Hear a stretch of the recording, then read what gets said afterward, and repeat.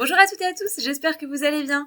Je suis très heureuse de vous retrouver aujourd'hui pour une nouvelle vidéo sur la chaîne qui sera, comme vous l'aurez compris, une FAQ. Je ne sais plus à combien on en est, donc je mettrai le numéro sur la miniature, on s'en fiche, bref. La FAQ numéro de la chaîne. Aujourd'hui, donc, je vous ai sélectionné 4 questions, oui, 4. Un nombre pair, je sais, mais j'ai voulu équilibrer entre YouTube et Instagram, donc il y a 2 questions qui viennent de YouTube et 2 questions qui viennent d'Instagram, mais comme ce sont des questions qui sont un petit peu complexes, j'en ai sélectionné que 4. Voilà, donc vous me pardonnerez, je me pardonnerai moi-même pour cette petite entorse à ma règle absolue de ne pas faire de nombre pair, mais bon, vous avez compris.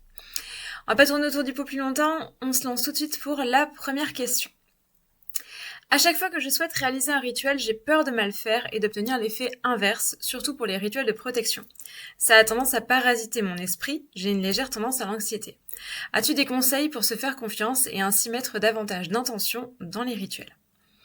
Alors ça, c'est un truc que j'entends très souvent.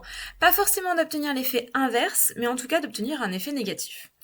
Il y a pas mal de gens qui me posent la question, c'est pour ça que cette question m'a semblé très intéressante et je te remercie d'ailleurs de l'avoir posée, parce qu'il y a beaucoup de gens qui n'osent pas se lancer dans la sorcellerie, dans la pratique de la magie, dans la pratique des rituels, voire même dans certaines formes de spiritualité, de peur de s'attirer des mauvaises choses.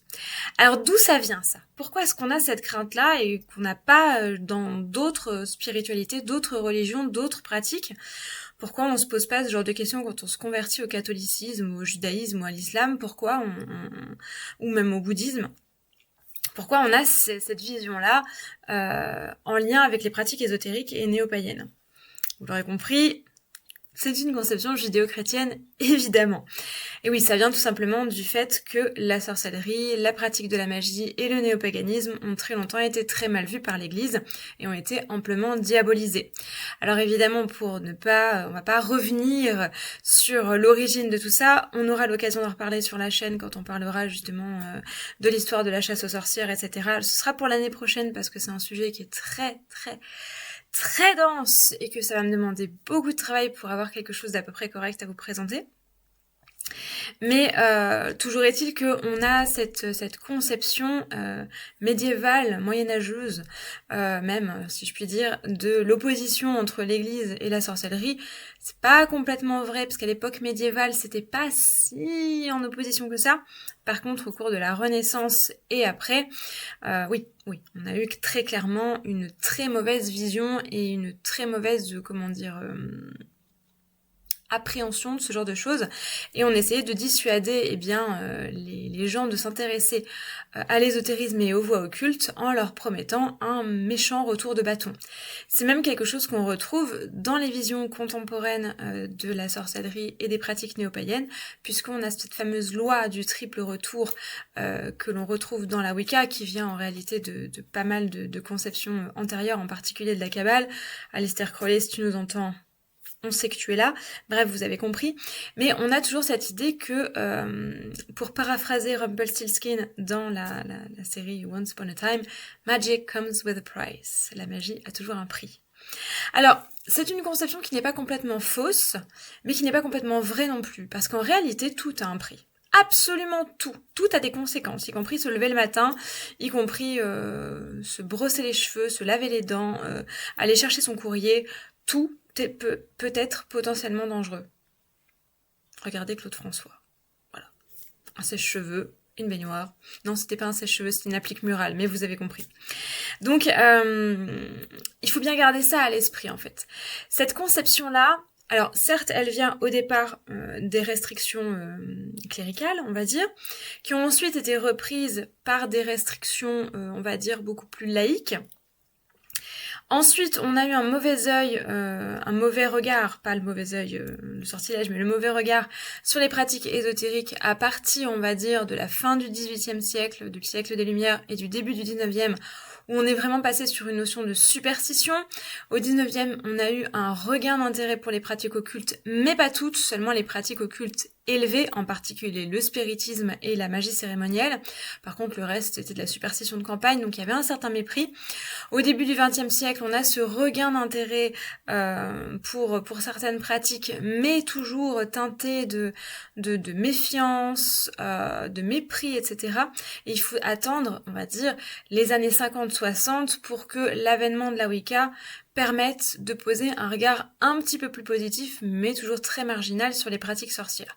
Encore aujourd'hui, on est très régulièrement pris pour des originaux. Il y en a, on va pas se le cacher, dans le milieu, il y en a quelques-uns, qui voient des signes partout alors que ce sont des canards. Mais vous avez compris. Mais voilà, il y a toujours cette petite conception que on est une minorité. Les minorités, ça dérange, ça fait peur parce que ça va pas tout à fait dans le même sens que l'ordre établi. Du coup, on est méfiant. On est méfiant avec la nouveauté, on est méfiant avec l'inconnu. Dites-vous bien qu'à l'époque où le chemin de fer a été inventé, on pensait que les femmes enceintes qui montraient dans les chemins de fer allaient avorter en entrant en circulation parce que le train roulait trop vite. On a peur de ce qu'on connaît pas très bien. Or, la sorcellerie, vu que ça reste un mouvement marginal et un mouvement qui est quand même du domaine du peu connu, eh bien, c'est quelque chose qui fait peur. Ajoutons à ça toutes les images qu'on nous balance allègrement avec les films hollywoodiens, où à chaque fois qu'on fait des séances de Ouija, on se retrouve hanté par des esprits maléfiques qui vont venir nous tirer les orteils dans la nuit, où les pratiques de sorcellerie sont forcément négatives. Bref, à chaque fois, il y a quelque chose qui vient nous dire que c'est pas bien. Du coup, on est culpabilisé en permanence de pratiquer notre sorcellerie. Il se trouve qu'en réalité, il n'y a pas tant de risques que ça. Évidemment, il y a des risques. Bien entendu. Comme je vous l'ai dit, comme il y a des risques en se brossant les cheveux. On peut se faire très mal en se brossant les cheveux, croyez-moi, c'est du vécu. Si, je vous assure, moi je suis capable de mettre ma vie en danger avec une brosse à cheveux.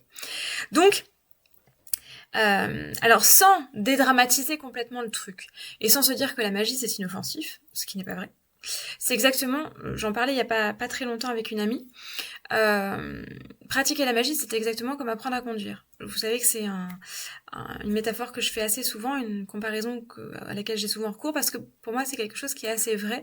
La voiture, si on la maîtrise pas, ça peut être extrêmement dangereux. Si vous lâchez quelqu'un qui n'a absolument pas le permis, qui n'a jamais conduit de voiture sur une autoroute comme ça, dans un bolide, vous avez de fortes chances de déclencher des accidents, c'est une certitude. Est-ce que ça veut dire pour autant que la voiture est systématiquement quelque chose de dangereux ? Bah non. Bah non, il y a quand même une immense majorité de conducteurs qui prennent l'autoroute tous les jours sans avoir le moindre souci. Certes, les accidents arrivent, mais si on fait le ratio par rapport au nombre de personnes qui arrivent à destination, le rapport entre le nombre de personnes qui arrivent à destination et le nombre de personnes qui ont des accidents, on voit bien qu'il y a quand même statistiquement beaucoup plus de chances d'arriver à bon port que d'avoir un accident. Pourquoi ? Parce qu'on apprend à maîtriser l'outil. On apprend à maîtriser la voiture, on apprend à la conduire, on apprend le code de la route. Il y a des règles qui sont faites pour éviter de nous mettre en danger. Le code de la route, c'est pas juste pour que les flics puissent nous mettre des amendes et renflouer les caisses de l'État. Non, c'est avant tout pour faire en sorte que les usagers soient au maximum en sécurité les uns par rapport aux autres. En magie, c'est la même chose. Il y a des règles. C'est pas pour rien. C'est pour ça que les livres aujourd'hui qui nous disent qu'on peut faire ce qu'on veut en magie, qu'il suffit de suivre son ressenti, c'est vrai dans un sens, mais pas que. Il y a quand même des règles à respecter. Et si on prend le temps de faire les bonnes recherches, si on prend le temps de se documenter, de lire, de comprendre ce qu'on fait, parce que ça c'est important, en voiture on comprend ce qu'on fait. Même si on sait pas exactement comment la voiture fonctionne, on sait tout de même à quoi sert l'embrayage, à quoi sert l'accélérateur, pourquoi on passe les vitesses, pourquoi on tourne le volant, on sait à quoi servent tous ces outils-là, tous ces gestes, tous ces mouvements. Si on sait le faire en magie, a priori, il n'y aurait pas de souci. Si on sait par exemple que le bois est un isolant et que une baguette ne peut donc absolument pas diriger l'énergie si on la munit pas d'un conducteur, que ce soit en interne ou en externe, un fil entouré autour ou passé au cœur, on est bon si on a cette notion-là. En revanche, si on n'a pas ces notions-là, eh ben on est lâché sur l'autoroute sans permis et sans code de la route. Donc c'est ennuyeux. Donc si tu es bloqué par cette peur, Peut-être que, justement, c'est le signe que tu n'as pas assez exploré la théorie, on va dire. Peut-être que tu n'as pas assez compris ta démarche, compris ce que tu allais faire, et ta peur peut être tout simplement désamorcée en te documentant là-dessus et en comprenant très exactement ce que tu fais. D'ailleurs, la deuxième partie de ta question, mettre davantage d'intention dans les rituels, pour moi, c'est déjà une avancée vers cette compréhension-là, parce que tu as compris que c'était l'intention qui allait compter. Les fois où on a un rituel qui part en live et qui nous donne un résultat opposé, ça peut arriver, à ce que l'on fait, ça vient pas, alors ça peut venir du fait qu'on n'a pas respecté les règles évidemment, mais la plupart du temps ça vient pas d'un danger extérieur, ça vient pas d'une entité qui est venue foutre le bazar, ça vient du fait qu'on a mal calibré notre intention, qu'on a confondu l'envie et le besoin, le désir et la nécessité. Et ça, c'est, je crois, une des règles principales qu'on devrait garder en tête quand on pratique la sorcellerie. Toujours pratiquer par besoin, par nécessité, et pratiquer le moins possible par envie et par désir. Tout simplement parce que nos envies et nos désirs sont souvent à l'opposé de ce dont on a besoin. Parce qu'on ne sait pas ce dont on a besoin. On se connaît pas très bien, faut bien le dire. C'est très compliqué de se cerner soi-même. Ça demande un grand travail. Il y a des gens qui y arrivent, franchement, chapeau sur eux, chapiteau même. Mais c'est un combat de chaque instant et c'est une quête de tous les jours. Donc déjà, identifier le besoin et l'envie, ça paraît un premier pas qui va nous éviter pas mal d'écueils. Un exemple que je donne assez souvent, c'est sûr, alors toi t'as parlé des rituels de protection, on y reviendra, mais je pense que le meilleur exemple c'est sur les rituels les plus populaires, les sortilèges amoureux. Il y a énormément de gens qui font des sortilèges amoureux pour pallier à un manque affectif. Alors vous allez me dire, bah ouais, c'est logique. On est en manque affectif, on a besoin d'amour, bah on a besoin d'un sortilège amoureux. Eh ben, pas forcément. Pas forcément. L'amour, c'est pas forcément ce dont en tout cas, l'amour d'un partenaire ou d'une partenaire n'est pas forcément ce dont on a besoin. C'est ce dont on a envie. Mais s'imaginer que quand on n'est pas bien, quand on est mal, quand on se sent seul, quand on est déprimé, quand on est dans une phase difficile de sa vie, s'imaginer que quelqu'un va débarquer et va résoudre tous les problèmes par sa seule présence, c'est un écueil, ça fonctionne pas comme ça. Le partenaire ou la partenaire n'est pas là pour venir résoudre les problèmes. Il ou elle est là pour venir nous encourager pendant qu'on le fait nous-mêmes. Ça, je pense que vous avez compris, je vous l'avais déjà dit, c'est un peu mon mantra. Alors, sans parler de la pensée positive, de dire « aime-toi d'abord et tu seras digne d'un... » Non, parce que s'aimer, c'est compliqué, c'est difficile. On peut passer une vie entière sans s'aimer, ça veut pas dire qu'on n'est pas digne d'être aimé par quelqu'un d'autre. Ça, c'est non. Par contre, se connaître un minimum et s'accepter ou du moins se tolérer et se dire que bon, bah on est qui on est, on essaye de s'améliorer et sans s'adorer, se voir dans le miroir tous les jours en se disant je suis un être merveilleux, mais se dire bon bah je suis moi, écoute, je vais faire avec, c'est déjà un pas. Mais c'est compliqué d'être dans une sphère où on tourne en rond sur soi-même en se disant qu'on est malheureux, qu'on est nul, qu'on mérite pas l'amour, qu'on mérite pas d'être apprécié, que les gens qui nous entourent ont vraiment pas de chance de nous avoir dans leur vie.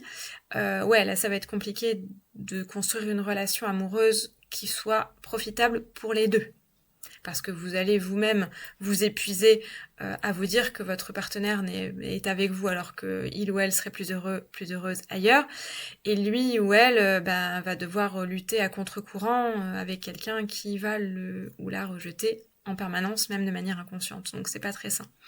Alors sans dire pour autant qu'il faut faire des rituels d'amour de soi, déjà il faut se demander de quoi on a vraiment besoin quand on est dans ce genre de cas. Pourquoi est-ce que on ressent le besoin d'une relation amoureuse? Est-ce que c'est pour avoir un peu plus confiance en soi? Est-ce que c'est pour avoir quelqu'un à qui parler? Est-ce que c'est pour se sentir protégé? Est-ce que c'est pour partager des choses avec quelqu'un? Dans ce dernier cas, partager des choses avec quelqu'un, c'est plutôt sain. On a des choses à partager, ce qui veut dire qu'on a envie de recevoir, mais on a aussi envie de donner. Donc là, on peut se dire que oui, un sortilège amoureux, si c'est pour partager des choses avec quelqu'un, pourquoi pas? En revanche, les 3 cas précédents, eh bien, vous avez remarqué que c'est que pour obtenir quelque chose, c'est que pour recevoir et c'est pas pour donner. Et ça, c'est gênant parce que dans l'amour, il y a forcément une notion de réciprocité. On s'engage pas dans une relation amoureuse quand on n'est pas capable de donner à l'autre Alors sans parler de donner autant qu'on reçoit parce que ça ne se quantifie pas, mais il faut quand même qu'il y ait un minimum d'échange. Du coup, quand on est dans ce genre de cas, on va essayer de se demander d'où vient ce manque, pourquoi on le ressent, d'où vient cette carence affective, d'où vient ce manque de protection, ce manque de confiance en soi, etc. Il y a forcément un événement ou une suite d'événements ou quelque chose en nous qui en est à l'origine. Et c'est là-dessus qu'il faut travailler, avant toute chose. Donc la plupart du temps, il y a beaucoup de gens qui viennent me voir très souvent pour me dire qu'ils cherchent des rituels amoureux. Je pense que c'est la demande. Je pense que j'en ai minimum 2 voire 3 par semaine, si c'est pas plus. Là récemment, ça a été l'hécatombe d'ailleurs, je sais pas pourquoi. L'automne doit être... Les gens cherchent l'amour en automne, bref. Mais toujours est-il que la plupart du temps, quand on creuse un petit peu, bon je le fais plus maintenant parce que je suis pas là pour ça, mais quand je creusais un petit peu là-dessus avec ces personnes-là à l'époque où je répondais à ce genre de messages, je me rendais compte que la plupart du temps, ces personnes, elles n'avaient pas besoin d'un sortilège amoureux, elles avaient besoin d'un sortilège de guérison. Ce qui va se passer quand on fait un sortilège qui n'est pas approprié avec nos besoins, c'est qu'on va obtenir ce qu'on veut, mais du coup ça ne servira à rien. C'est-à-dire que quelqu'un qui, par exemple, fait un sortilège amoureux en pensant que ça va résoudre son problème de confiance en soi. Une personne qui se dit qu'elle est inintéressante, qu'elle est moche, qu'elle est stupide, qu'elle n'est pas digne d'amour, qu'elle est nulle, etc., qui va déclencher une rencontre amoureuse, va continuer à se trouver moche, nulle, idiote, indigne d'intérêt, alors même que son ou sa partenaire va essayer de lui prouver le contraire.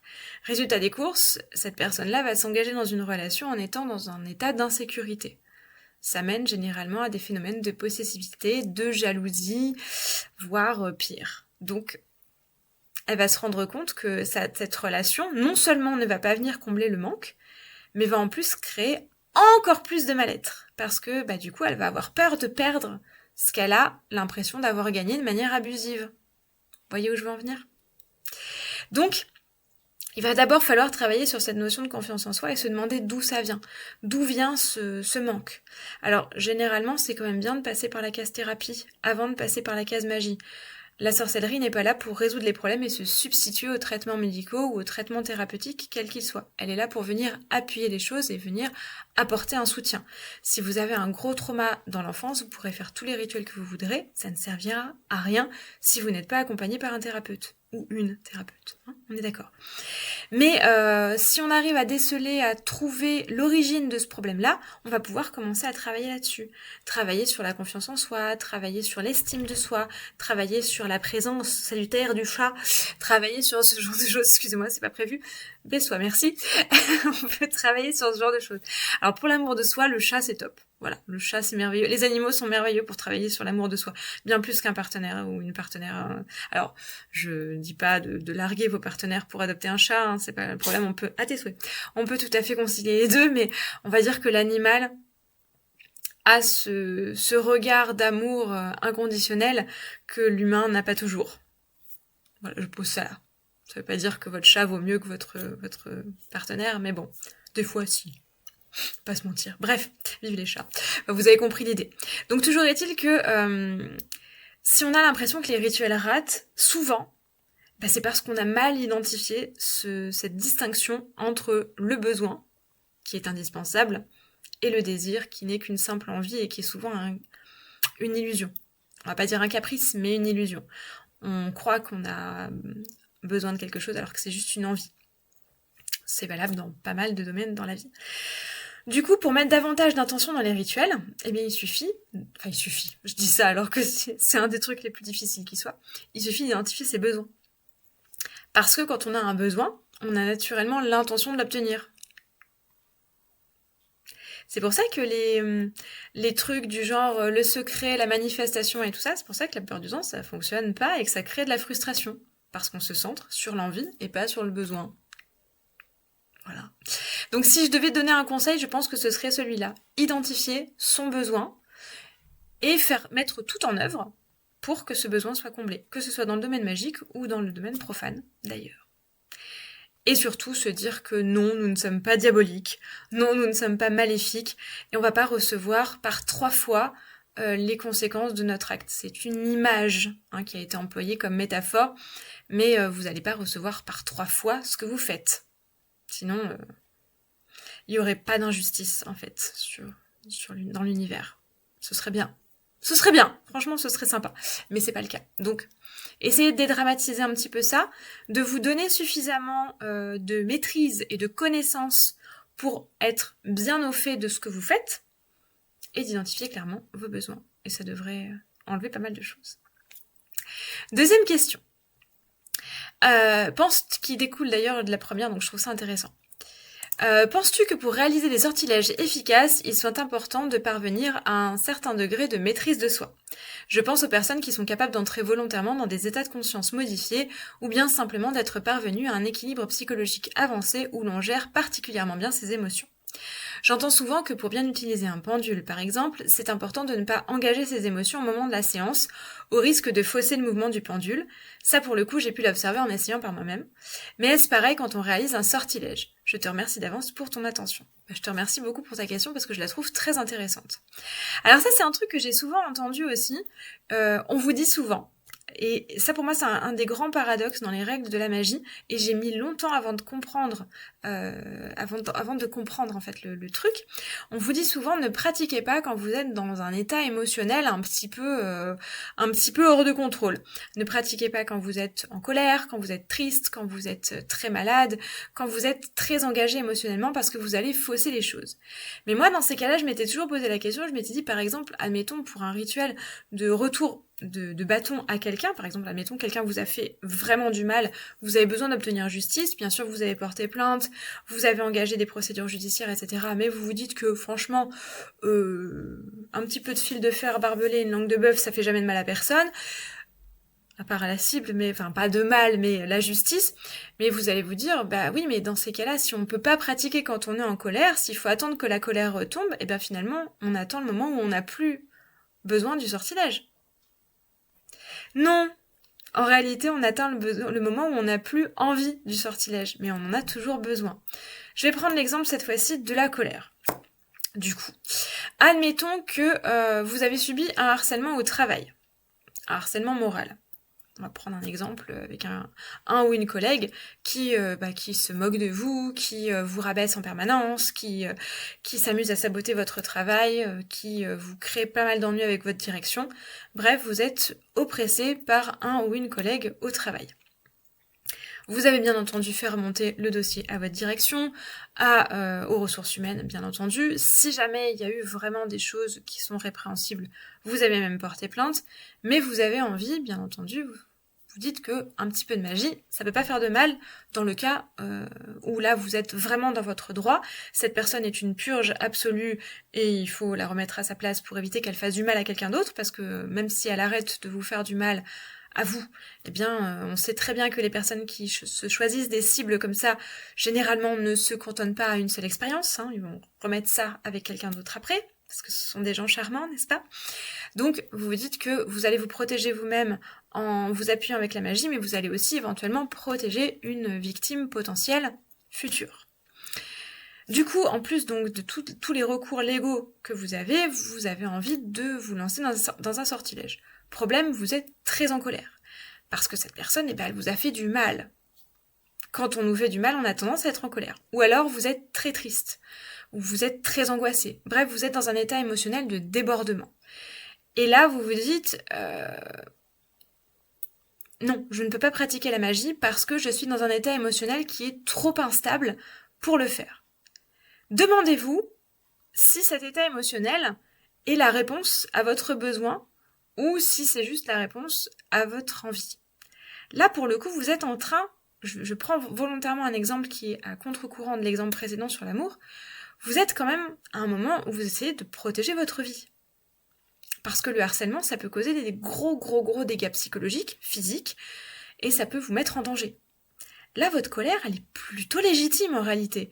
Parce que la colère, alors on a tendance à diaboliser cette émotion, mais la colère, elle sert pas à rien. Même si quand elle déborde, il faut quand même la canaliser parce qu'elle peut être dangereuse, mais la colère, c'est quand même un sentiment qui est important. Il sert dans deux genres de cas en général. Et le premier cas, c'est donc en réaction à une valeur une valeur précieuse à nos yeux qui a été bafouée. Et là, en l'occurrence, on est dans ce genre de cas, puisque c'est notre sens de la justice qui a été bafoué, et notre sens de la sécurité également. Du coup, là, on se trouve, puisqu'on est dans l'idée de préserver sa sécurité, on se trouve dans les besoins. Donc même si on a un débordement émotionnel, ça répond quand même à un besoin. Du coup, là, on n'a pas forcément besoin, il faut pas forcément attendre d'être dans un état d'apaisement pour rentrer en action, j'ai envie de dire. Par contre, il ne faut pas que ce débordement émotionnel vienne mettre des bâtons dans les roues à notre action. Et ça, on sait que ça peut arriver. Du coup, il faut identifier ces émotions, identifier ces débordements et essayer de les canaliser pour pouvoir travailler de manière lucide. Mais ça ne veut pas dire, quand on est en colère, qu'on n'a pas le droit de pratiquer la magie. Seulement qu'il faut faire redescendre un petit peu la pression avant pour travailler dans des meilleures conditions. Mais si on attend systématiquement que la colère retombe, on peut se retrouver face à un rituel qui sera plus utile. Prenons un autre exemple. Vous avez été très agacé par Micheline de la Compta parce qu'elle a fait des erreurs. Micheline de la Compta commence à vous taper sérieusement sur les nerfs. En plus, elle vous raconte ses week-ends à la machine à café le lundi matin, vous en avez rien à foutre. Elle est lourdingue, elle est sans arrêt en train de... Alors je prends Micheline de la Compta, non pas par sexisme, mais parce que dans Une année en magie, c'était un de nos personnages. Donc voilà, je sais que ceux qui me suivent sur Une année en magie sauront de qui on parle quand on parle de Micheline de la Compta. Personnage fictif, bien sûr. Bref, vous n'aimez pas Micheline de la Compta déjà à la base, et en plus, elle est venue mal faire son travail, vous êtes très en colère, vous avez envie de faire un sortilège pour la faire virer. Là, on se pose la question, on se dit, est-ce que ma colère répond à un besoin ou à une envie ? Techniquement, là, je suis pas en danger. Ok, elle m'a couru sur le haricot, Micheline, mais bon, elle ne remet pas en cause ni ma sécurité, ni mon intégrité, ni ma santé mentale. Elle m'énerve, c'est tout. Là, ma colère, elle est quand même un peu démesurée. En tout cas, ma réaction de vouloir avoir recours à la magie, là, ça répond clairement à une envie. Elle me saoule, Micheline, j'ai envie de la virer.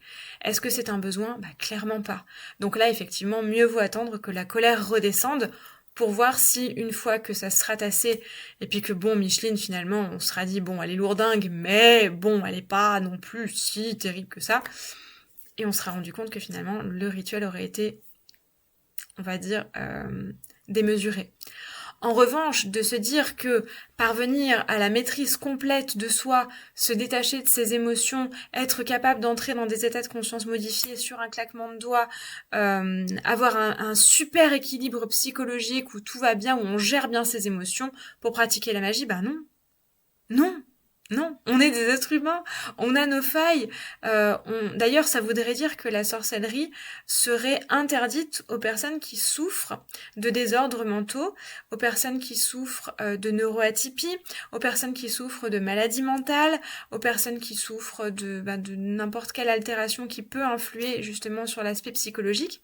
Alors, il est important de se connaître et de savoir quand on est dans un état justement déséquilibré pour ne pas faire l'erreur de bannir Micheline de la Compta juste parce qu'elle a merdé une fois. Mais il faut pas dire qu'il faut qu'on soit un maître zen pour pratiquer la sorcellerie. Des fois, on a le droit de péter un plomb. On a le droit. Parce que des fois, les gens dépassent nos limites ou vont à l'encontre de nos valeurs. Et quand ce genre de choses arrive, on a quand même le droit de mettre le haut là. On a le droit de se mettre en colère. Ça veut pas dire qu'on va casser la figure à Micheline de la Compta en lui tapant dessus avec une agrafeuse, mais ça veut dire que quelquefois on a quand même le droit de taper un petit peu du poing sur la table et de dire les choses comme elles doivent être dites. Du coup, certes, il faut arriver à une certaine, non pas maîtrise de soi, mais je dirais plutôt une connaissance de soi. Connaître ses émotions, connaître où sont nos limites, connaître justement où, encore une fois, la frontière entre le besoin et l'envie. Et donc connaître un minimum nos degrés d'acceptation et de tolérance par rapport au comportement des autres ou aux stimuli extérieurs, pour pouvoir doser. Mais par contre, devoir être un maître zen, je pense que non, parce qu'on serait pas nombreux à pratiquer la magie. Je vous l'avoue, moi ça m'est arrivé de pratiquer sous le coup de l'émotion. Dans le pire des cas, ça a été un échec cuisant. Mais quelquefois, il peut arriver que on ait besoin et que ça puisse être un moteur. Alors, je vous dis pas non plus de jeter des sortilèges à tire-larigot dès que vous avez un pet de travers, que vous êtes un peu en colère, un peu triste, un peu énervé, un peu euphorique aussi, parce que les débordements émotionnels peuvent être positifs. Mais ne vous freinez pas parce que vous n'êtes pas capable d'entrer en transe en claquant des doigts. Ne vous freinez pas parce que vous ne méditez jamais. Moi, je médite jamais. J'aime pas ça, la méditation, ça me gonfle. Je suis un contre-exemple, je ne médite absolument jamais. Par contre, je sais que j'ai des moyens d'observer mon mental, d'observer mon esprit, moyens que j'ai développés tant par la spiritualité que par la thérapie d'ailleurs. D'ailleurs, encore une fois, la thérapie, dans ce genre de cas, elle est un outil formidable de connaissance de soi. Donc, essayez plutôt de vous connaître vous-même plutôt que de vous maîtriser. Généralement, quand on se connaît, on se maîtrise. Ça va avec. Mais c'est un processus qui sera plus facile, plus fluide et plus stable et plus profitable en apprenant à se connaître d'abord. Troisième question, on change complètement. J'ai du mal à concevoir la différence de date concernant l'hémisphère nord et sud de nos fêtes. As-tu des précisions qui pourraient m'aider à comprendre cela ? Car j'habite l'île de la Réunion, sud, d'ailleurs coucou, et certaines personnes de mon entourage suivent les fêtes comme dans l'hémisphère nord. Ça me perturbe si on essaie de suivre les saisons. Qu'en est-il si l'on habite sous l'équateur ? Ou sans aller trop loin, en Espagne, au Maghreb, etc. J'espère que tu me comprends, merci. Alors oui, la personne ne veut pas dire que l'Espagne et le Maghreb sont en dessous de l'équateur, c'est pas du tout ça. Je pense que la personne a juste voulu indiquer que le climat n'était pas le même que, par exemple, en Angleterre. Je pense que c'est ça que tu as voulu dire. Alors ça, c'est un truc, effectivement, j'en parlais justement avec il y a quelques années, avec une amie qui habite l'île de la Réunion. D'ailleurs, si tu passes par ici, Sandrine, big up à toi.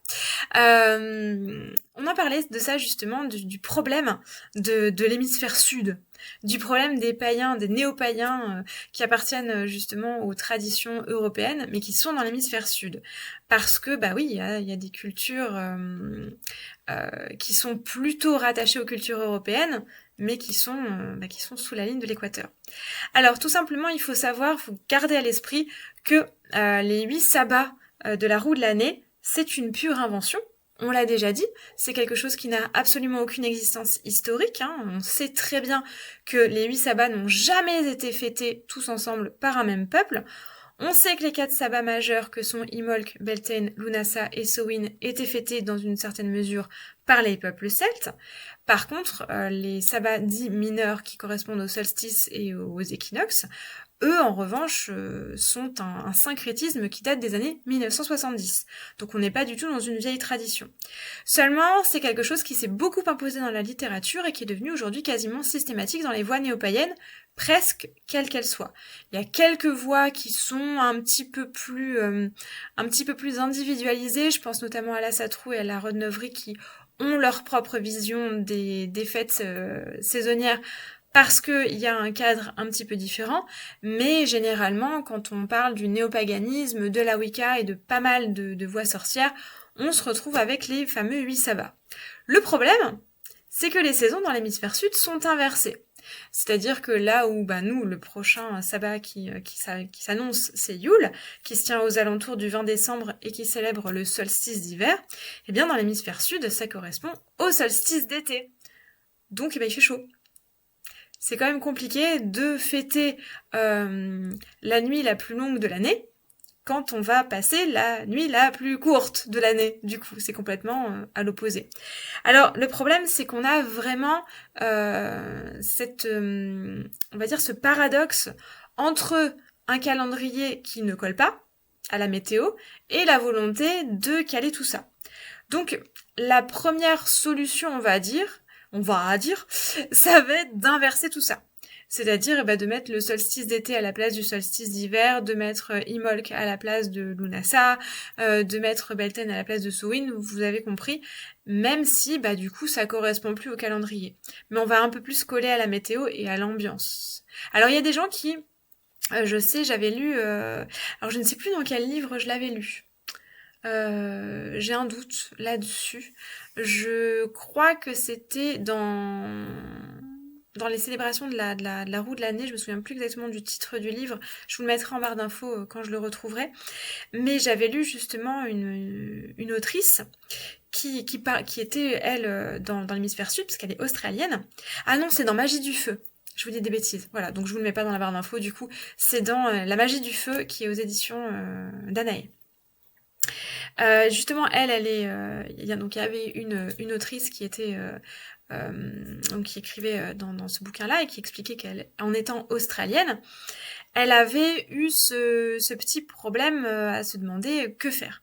Elle avait choisi, elle, de n'inverser que les sabbats mineurs, donc les solstices et les équinoxes, et de conserver les sabbats majeurs à leur place. Ce qui fait que, eh bien, aux alentours du 21 mars, elle fêtait donc Mabon, au lieu de fêter Ostara, mais le 1er mai, elle fêtait Beltane. C'est une option. Après, quand on a des saisons qui sont très marquées, ça peut être un petit peu gênant, notamment pour des sabbats comme Imbolc, si on le fait par 40 degrés. C'est vrai que quand on a cette idée de repli et de nature qui revient par 40 degrés, c'est moyen. Après, à vous de voir ce qui marche le mieux. Soit vous inversez tout, soit vous inversez seulement une partie. Mais, à mon sens, le mieux à faire, je crois, c'est carrément de créer son propre calendrier. On avait fait un atelier là-dessus l'année dernière d'ailleurs sur le fait de créer son propre calendrier parce que voilà, quand on se retrouve avec comme ton cas où tu dis que tu as des personnes autour de toi sur l'île de la Réunion qui suivent les fêtes dans l'hémisphère nord, eh bien c'est normal que ça te perturbe puisqu'on est dans un décalage météo. Mais en plus de ça, le truc c'est que des fois dans certains pays, juste inverser, ça suffit pas parce que même quand on inverse, les saisons sont pas les mêmes. On a des pays où on n'a pas 4 saisons. C'est pas aussi clair. On a des pays où on a des saisons qui sont complètement différentes. On va avoir une saison des pluies et une saison sèche qui correspondent pas vraiment aux saisons européennes, même en les inversant. Du coup, je pense que dans ce genre de cas, c'est mieux carrément de construire son propre calendrier. Alors ça demande beaucoup de travail, mais je pense que c'est plus pertinent de travailler avec les énergies du lieu dans lequel on vit. C'est mieux de se relier à son pagus, à son territoire et à son esprit, on va dire, saisonnier local. Alors c'est pas facile évidemment, mais voilà, je pense que c'est quelque chose qui peut être profitable et ça va te permettre d'être moins en décalage, d'avoir plus de motivation et d'être plus en adéquation avec ton environnement. Ce qui est toujours intéressant quand on essaie de se relier à la nature, n'est-ce pas ?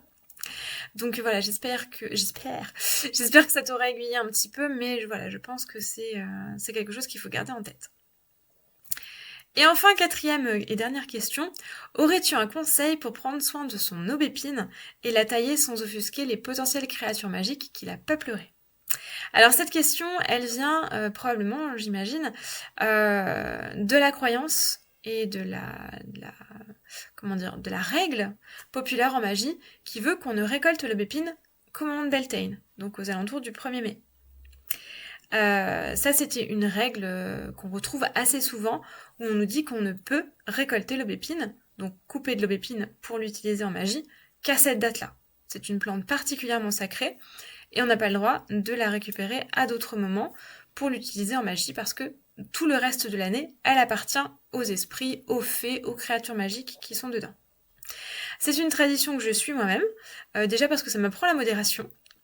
Donc ça m'apprend à ne récolter que ce dont j'ai besoin et à me dire que si j'ai pas récolté assez, tant pis pour moi, jusqu'à Beltane suivant, j'ai que ça. Et dans un autre sens, je trouve que c'est bien aussi de s'inscrire sous un certain égrégore et de continuer dans le folklore. Cela étant dit, on sait très bien qu'on ne taille pas l'aubépine au mois de mai.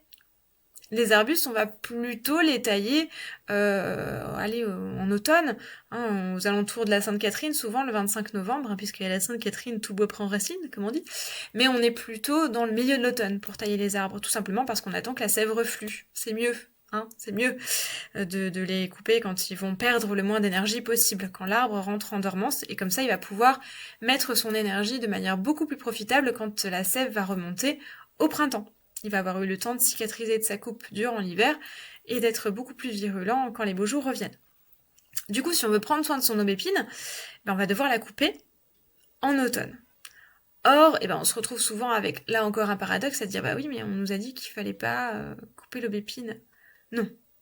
On vous a dit qu'il fallait pas récolter de l'aubépine en dehors de Beltane. En revanche, quand on taille un arbre, on ne le récolte pas. On le taille pour entretenir sa santé.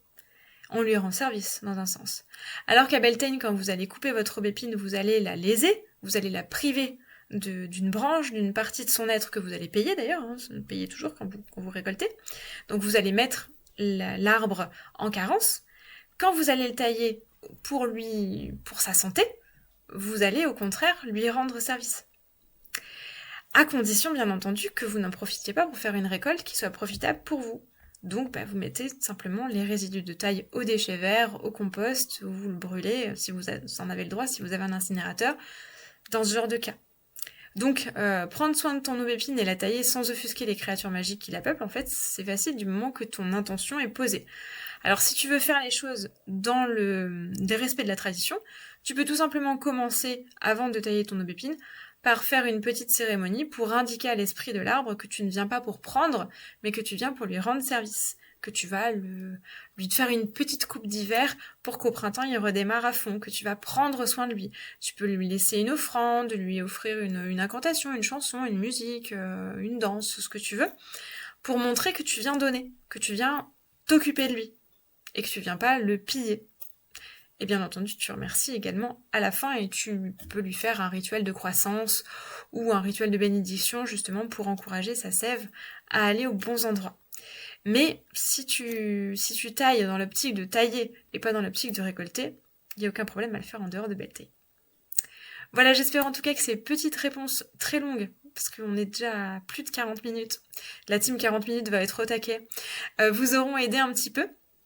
Je vous rappelle également que vous n'avez pas fini de me voir aujourd'hui, puisque nous sommes en live à partir de 20h30, si je ne m'abuse, sur cette chaîne, donc ce soir.